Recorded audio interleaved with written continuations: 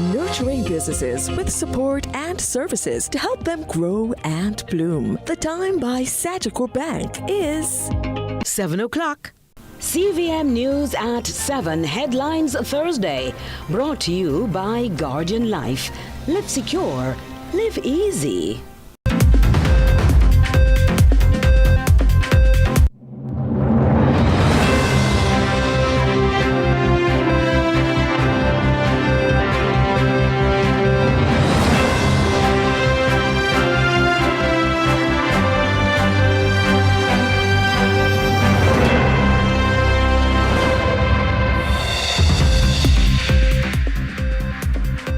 Tonight in CVM News at 7, an emptiness inside. In a CVM exclusive, mother of woman killed at church breaks silence. Bitter medicine. Stop order placed on Pan-Caribbean Sugar Company after metal fragments discovery. The cost of survival. Tivoli incursion victims still seeking compensation nearly 2 decades later. Inquiry this, custody showdown.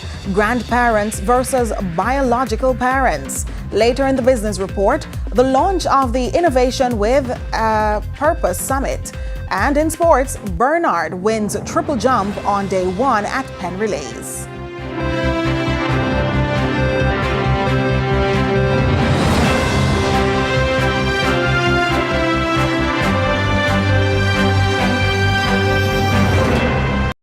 CVM News at 7 headlines Thursday, brought to you by Guardian Life. Live secure, live easy. Should critical illness strike, don't let worry fill your head.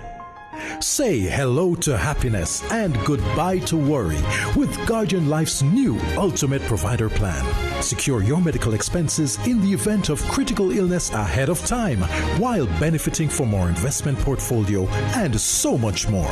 Give yourself and your family the peace of mind you deserve with Guardian Life's new Ultimate Provider Plan today. And live secure, live easy.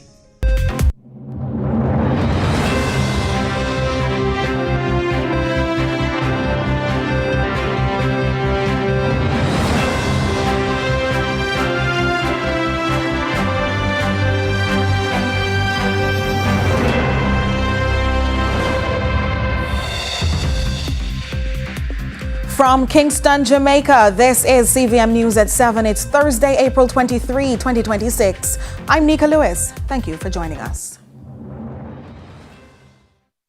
I have no other company but her. Words from the grieving mother of Cora Thompson, the 38-year-old woman who was shot and killed during a fasting service in Montego Bay, St. James, Wednesday afternoon. Family members spoke exclusively with CVM's Kingsley Thompson following the tragedy. Akeem Orrett has this CVM News follow-up. The painful reality of loss. I'm living but not breathing. I'm breathing but not living. I don't know how to tell you. It's like an emptiness inside. I don't know what to say or do. I don't know. I just don't know. Rosemary Moody struggling to come to terms with the tragic death of her 38-year-old daughter who was shot and killed during a fasting service at the Montego Bay New Testament Church of God on Wednesday. I saw 2 cars drove up at the gate. I was wondering, who are they? And then the person called me by name. And then she said, we come to you now, but I don't know if you're in a situation that you can come with us now. I'm going to say, yeah, man, I can't leave what I'm doing, but what is it? She then rushed to the Cornwall Regional Hospital, holding on to hope, but that hope soon faded. It's not a good feeling. Remember, it's my only daughter. I mean, I can't recall of anybody and she have anything to say, okay, I can pinpoint and say it's so or so or so. She loving, she caring. She will do anything at all. Because we don't know she and nobody, she always a laugh. If she say move that string there, she say, oh hi. If she not have nothing to do before she put herself in trouble, she got a church. The very same church Cora Thompson sought spiritual strength became the scene of her final moments. Her cousin, Sharika Dixon, still processing the last conversation they shared a day before the tragedy. It's not easy. What person was she? She was a nice, loving, caring person. She had the last and give it to you. She doesn't war, she doesn't argue with you. If you start an argument with her, she won't go and leave you alone. She not follow up you, she not call you. If you even cuss her today, she not trouble you tomorrow. She not even, she will, if she will see you, she will say, aye, if you not answer, she not make it bother her. That's how she is. Now a family is in shock, trying to pick up the pieces of a life suddenly cut short. I haven't slept since last night. I've been up, just relaxing, up and about. But just for me now to just pick up where she left off with her son and continue her journey. Akeem, Orrett, CVM News. In the meantime, the Jamaica Umbrella Group of Churches is expressing deep horror and grief following the deadly shooting. The group is describing the killing of 38-year-old Cora Thompson during a divine service as a barbaric attack and a blow to the nation's conscience. In a statement, church leaders say the brazen act carried out in the presence of worshippers highlights a growing disrespect for life and for sacred spaces. They warn that the incident is part of a troubling pattern of violence, including attacks that have claimed the lives of children and even breached church walls before. JUGC Chairman Bishop Roy Notice says the country is not only facing a crime problem but a deeper spiritual crisis, as places once seen as safe havens are now being violated. Our nation is in a bad state. You know, this matter is not just a crime, it's a deeply spiritual issue. The soul of the nation is under threat, and this is not only because of the invasion of sacred space, but there is a decline in regard for human life, for the sanctity of life, and certainly Jamaica has to take account in terms of how we behave, how we respect and honor each other, and whether or not we are losing our spiritual center. I'm deeply concerned about it, and when persons can't feel safe again within the sacred space, it's a matter of concern.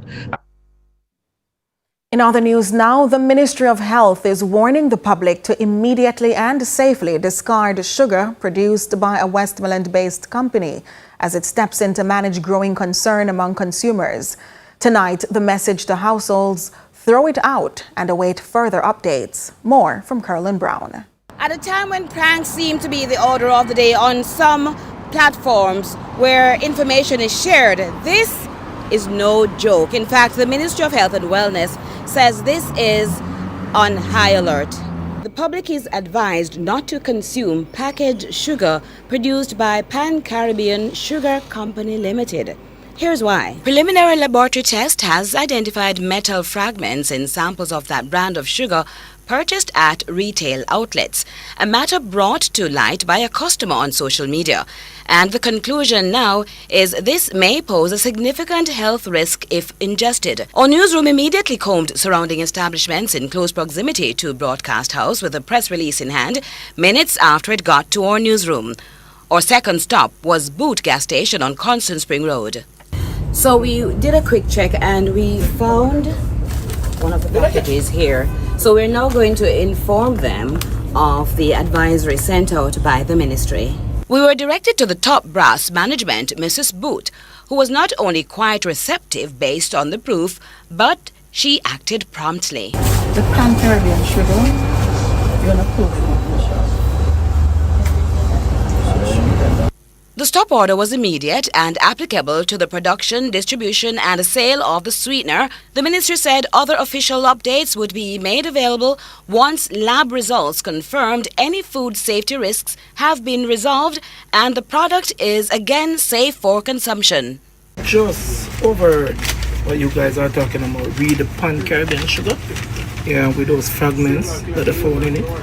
I'm a bit concerned.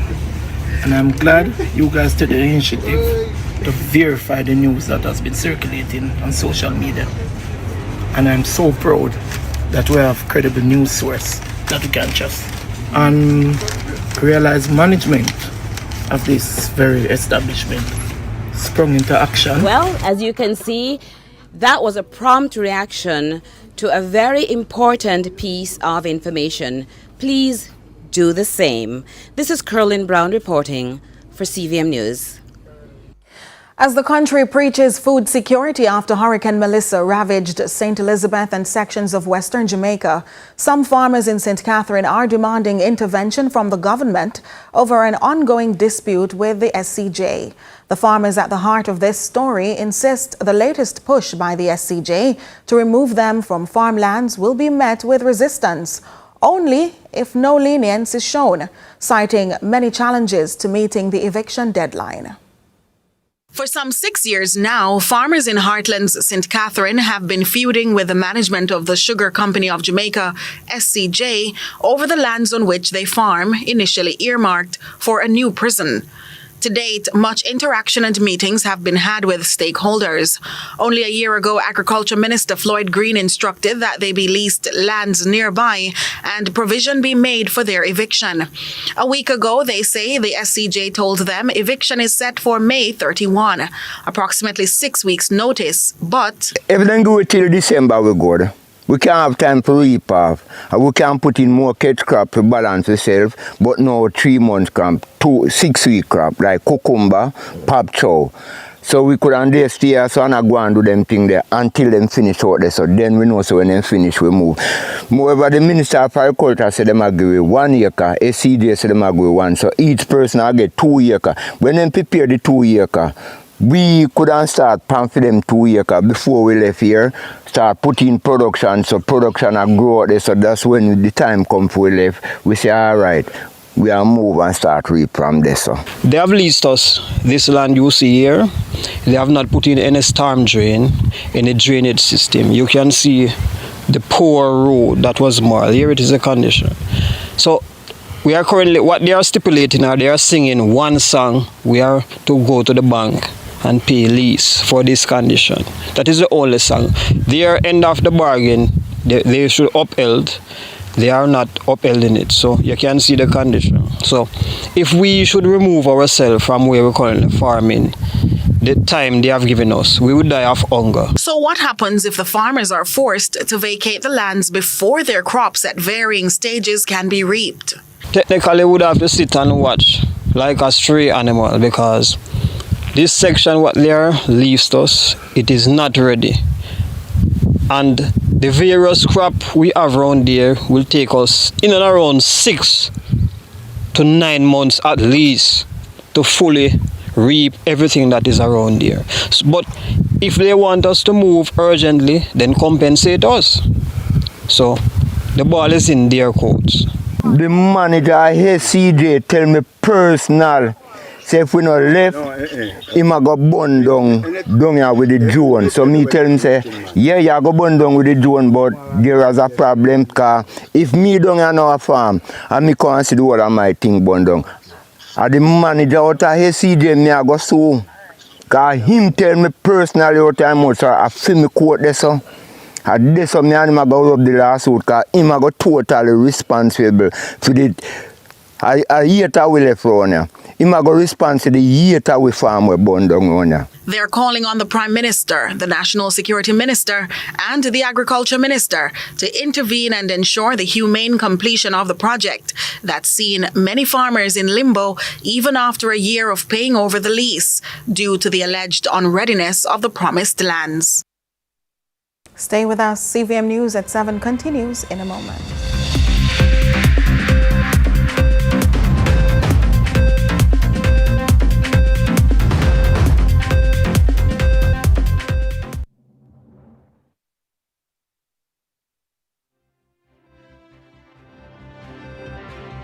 There's nothing like a Jamaican greeting.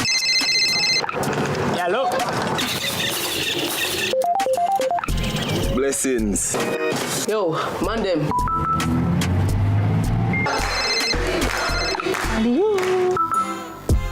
Father Mold, wagwan! Celebrating 25 years of connection. Every call, every click, every message, and every shared moment. Digicel, powered by you, connected by us.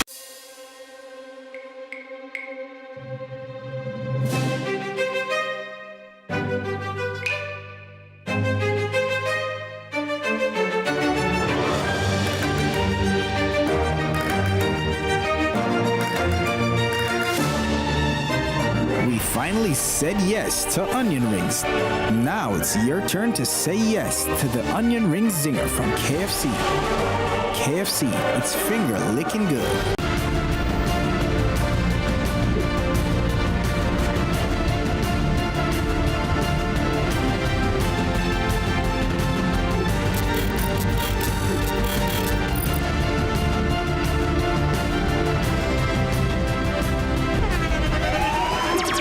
The internationally acclaimed On Stage with Winfred Williams. At a new time, Saturdays at 8 p.m. on CVM TV. So much more.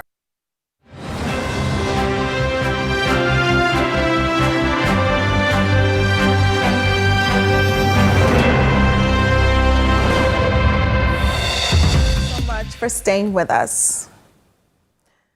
To this CVM News follow-up now. May 24 will be 16 years since the Tivoli Gardens 2010 incursion. More than a decade and a half later, one man is still waiting for justice. 70-year-old George Harriet says he survived the deadly operation, but his survival came at a cost he's been left to carry alone. Amoy Harriet has his story. Next. Tuesday, May 25, 2010, day 2 of the Tivoli incursion. George Harriet was home on North Street in Kingston. Several of his neighbors were seeking shelter there because it was a concrete structure. George says he went outside to use the bathroom. And just as I finished urinate and spin around to come back in the house, I feel when I get shot. When I went back inside the house, a young lady by the name of Jennifer said, "See them by the building there?" It was soldier and police on top of the building. But I didn't see them before I go out there. If I had seen them before I go out there, I wouldn't go out there. They were just killing. Anything that they move, mark for death. He was shot in his right arm. It's been immobile ever since. Away from the hand, it affected me in this leg. Because what they did, they cut off a piece. I don't ever see where they cut off a piece here to make back the elbow of the hand. So it affects the whole entire leg. He was in the hospital from May 25 to June 15. Now, CVM News understands that the public defender at the time asked George to testify in the Tivoli incursion inquiry, which was a formal commission launched in 2014 to investigate the police military operation. George insists he was promised compensation for the damage to his house, the period he was out of a job due to his injury, and the cost of surgery. But things took a turn after his testimony. I was only questioned by one lawyer, that the lawyer for the police. She was the one who was trying to grill me because I let you know plain and straight, it is very impossible. I would have to be telling a lie that is you shoot me when it's that man shoot me. Because it was the police and the soldier who stay on the building top after me get shot. So there is no way we can say the police shoot me when I'm the soldier. That argument was what ultimately denied George any compensation. We spoke to the current Deputy Public Defender, Herbie McKenzie. Taxpayer money can be paid in compensation to a victim unless the shooter is an agent of the state or there's some proximity to the shooter and the state apparatus. In any event, the compensation committee considered him and found that they can't order compensation for him because he still did not know who shoot him at the material time. So what we did for him then was to actually reach out to the Prime Minister and ask the Prime Minister if he could intervene. I don't know, but the letter went to the Prime Minister and delivered to the Prime Minister's office.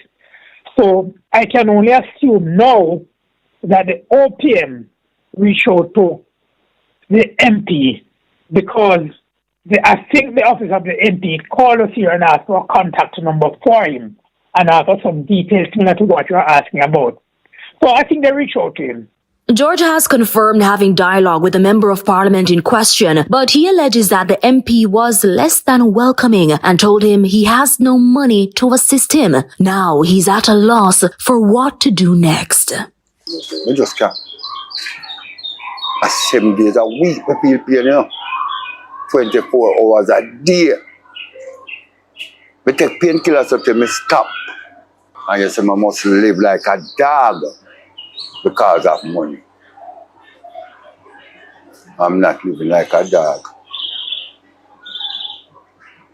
I still go out there, go look my own. And I don't beg it. And I don't keep it. He's now knocking on the country's highest door for help, the Prime Minister's. Everybody have a ministry, and we can't want to pressure the one Prime Minister to run all ministry. But me call upon him now to ask Mr. Chuck to get the lawyer out of his office to meet with my lawyer and get this to a close. I think it is too long now. Amoy Harriet, CVM News. The Caribbean Cement Company Limited has responded to widespread concerns of cement shortage across the island. The company says that it is moving to restore full production levels following disruptions caused by persistent heavy rainfall. According to the company, the adverse weather conditions have affected raw material quality and led to challenges with equipment and production processes, resulting in a temporary slowdown in output. The situation has been further compounded by increased demand across the local market, contributing to ongoing delays in supply. However, Communication and Social Impact Coordinator at Caribbean Cement, Chad Bryan, says teams worked throughout the weekend to stabilize operations, addressing equipment issues and improving overall plant conditions. The company acknowledges that some delays persist due to heightened demand as well as ongoing bad weather conditions, but efforts are actively underway to restore optimal production following these challenges. Over the past weekend, dedicated teams worked extensively to address the issues, implementing measures to stabilize affected equipment and improve operating conditions. Work continues to fully resolve the remaining constraints, with additional measures being put in place to strengthen processes and enhance overall supply reliability. We assure our stakeholders that this situation is receiving the highest priority. The company remains fully committed to reliably serving the local market while maintaining the highest standards of service. Dancehall artists Clifford Smith, more popularly known as Mr. Vegas, and Rodney Price, aka Bounty Killer, are expected to meet in court on May 27 following a defamation lawsuit filed by Mr. Vegas. However, attorneys for Mr. Vegas say they have been unable to locate Bounty Killer to serve him with the lawsuit in person. As a result, the Supreme Court has granted an order dispensing with personal service, allowing the documents to be delivered through substituted means. The suit filed in the Supreme Court alleges that Bounty Killer posted a series of defamatory statements about Mr. Vegas in his Instagram page in January of this year. Mr. Vegas is seeking damages, legal costs, and an injunction to prevent further defamatory statements from Bounty Killer. Mr. Vegas's attorney, Alexander Shaw, told our newsroom that the statement has caused significant and irreparable harm to his client's reputation. The court on the 27th of March granted an order to dispense with personal service and for us to utilize the method of substituted service by means of publication to bring the matter to the attention of the defendant. So there is a notice of proceedings that is made public to alert the defendant of the next court date as well as the nature of the matter before the court. It's interesting though that the defendant, although being a public figure, it has proven quite challenging to effect personal service on him.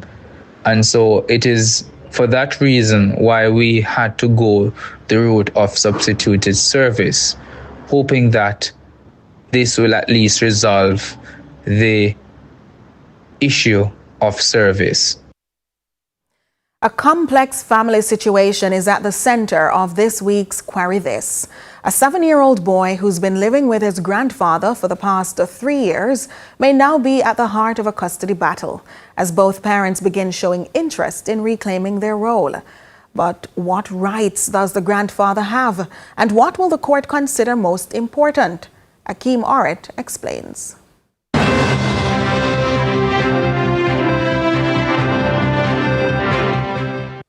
A 7-year-old boy has been living with his maternal grandfather for the past 3 years.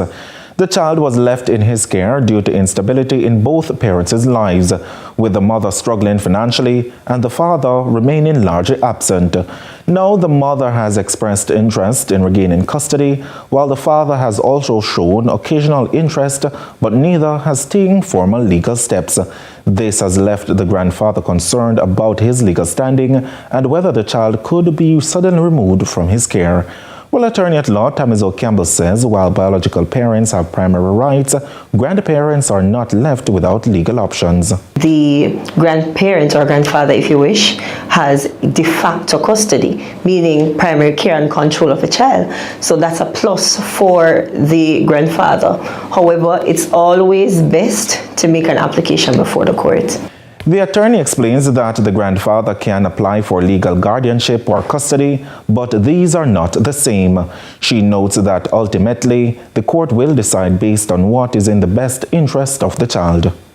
The court will generally look at the conduct of the parents and the grandparents. And what is important in most of these applications is what is considered a social inquiry report. That is what the court will generally look at, or one of the things, or the main thing that they will look at is the social inquiry report, and they'll look at the conduct of the parents, the overall welfare of a child, the living conditions, all these things, and also the wishes of the child in some circumstances, especially if a child is of age. And while the mother may seek to regain custody, the attorney says being a biological parent alone is not enough, especially if she has not been the primary caregiver. Significant improvements in her circumstances would need to be demonstrated. At the same time, the grandfather would need to present strong evidence to support his claim. What is your game plan for the child?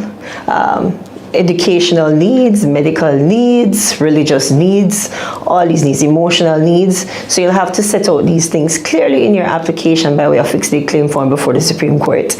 And it's always best to retain an attorney so that you get it right. And the judge would request a social inquiry report again. If it's an overseas situation, they would do what is considered a home study. For parents who have been absent, the attorney has this advice.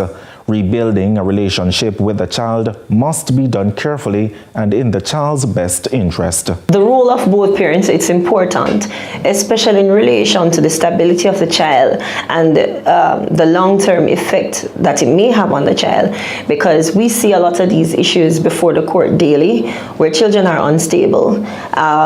In crime and all those kind of things. Not to say that single parent household can't raise good children, but the truth of the matter is, especially for boys, in Jamaica, it is critical.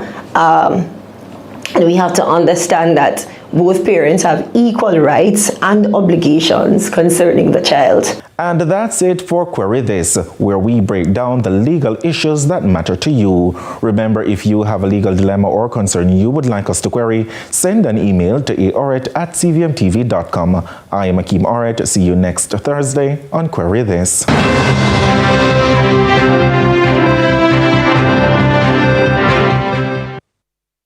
CVM News at 7 returns right after these.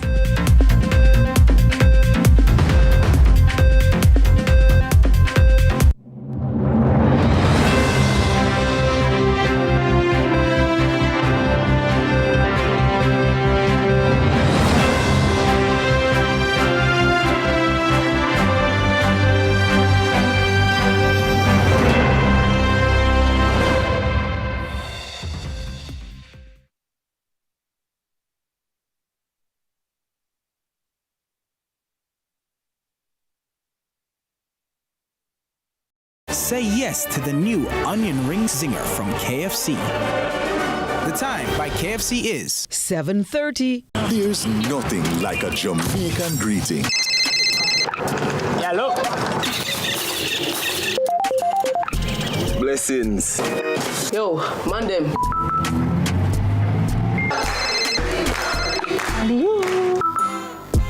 Father Mold Wagwan. Celebrating 25 years of connection. Every call, every click, every message, and every shared moment. Digicel, powered by you, connected by us.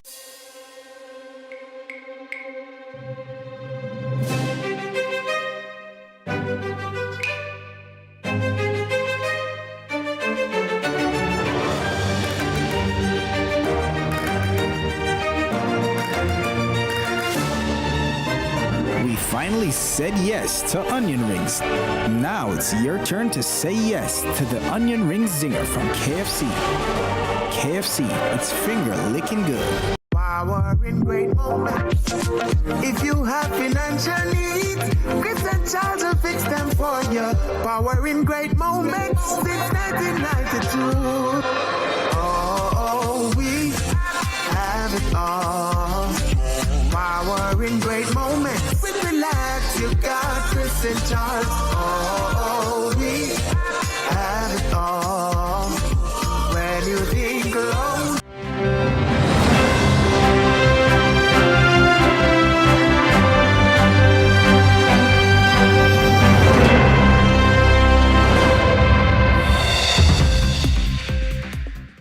Welcome back. Heading now to the business report with Joel Crosskill.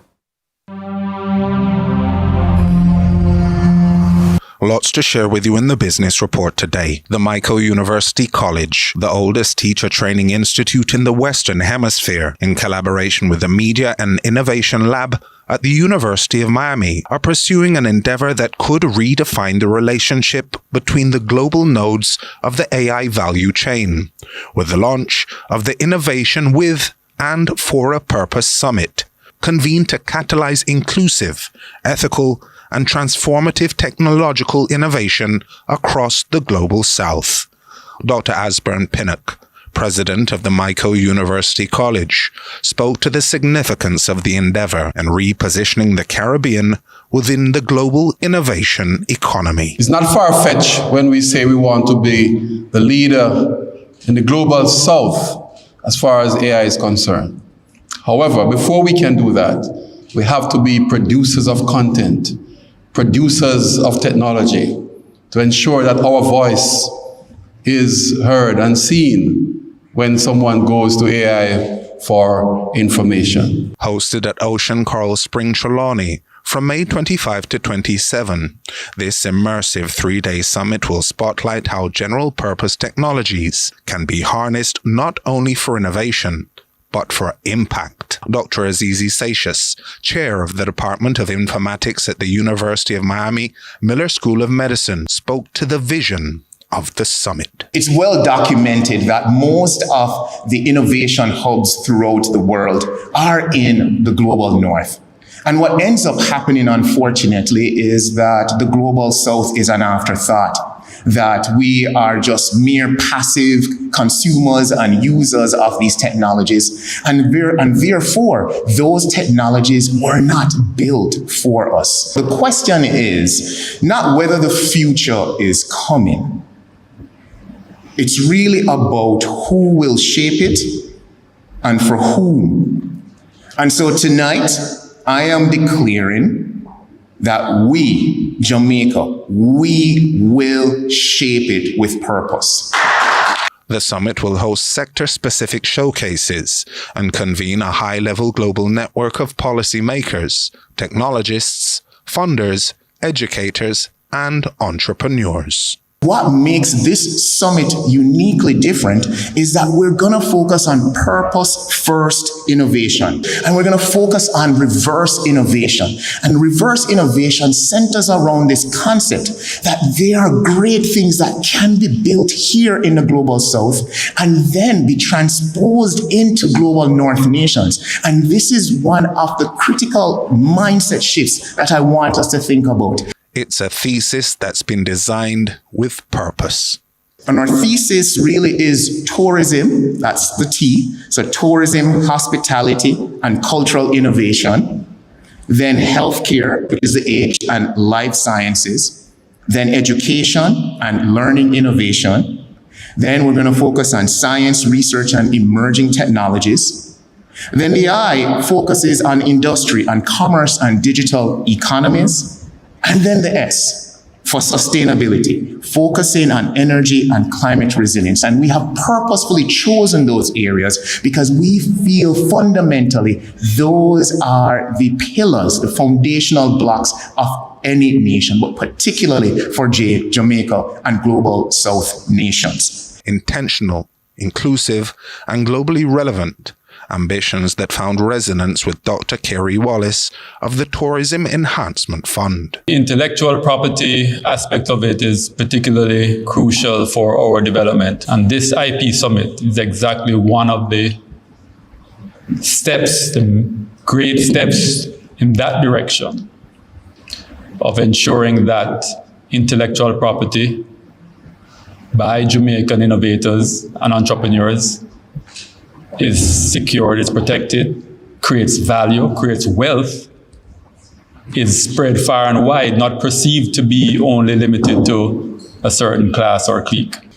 So when I see academia making forward steps like this towards harnessing communities, especially in the area of innovation, intellectual property protection, artificial intelligence, resources that can advance us quickly towards this goal of creating a first world Jamaica from the industries and the blessings and the assets that we currently have. I must say I'm inspired. For Dr. Winsome Gordon, CEO of the Jamaica Teaching Council, it represents a moment of deliberate purpose in Jamaica's journey of independence.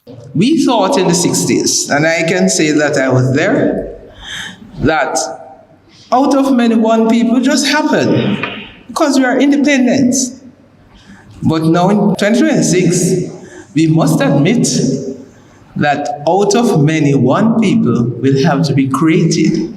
It will have to be designed because we are at that point in our development as a nation when we have to accept that we have to work strategically towards being one people. And that's your business report. I'm Joel Crosskill.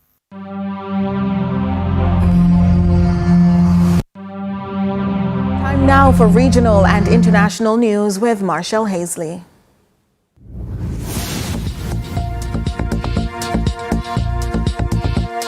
We begin with regional news.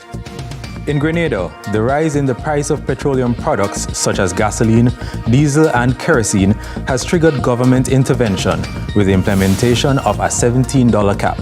More from Grenada Broadcasting Network. As of Saturday, April 20th, 2026, fuel prices have again increased, with gasoline, diesel, and kerosene now reaching the local price ceiling of $17 per gallon. The increase continues a trend of rising petroleum costs since February of this year, exacerbated by the conflict in the Middle East and blockade in the Strait of Hormuz, through which 20% of the world's oil and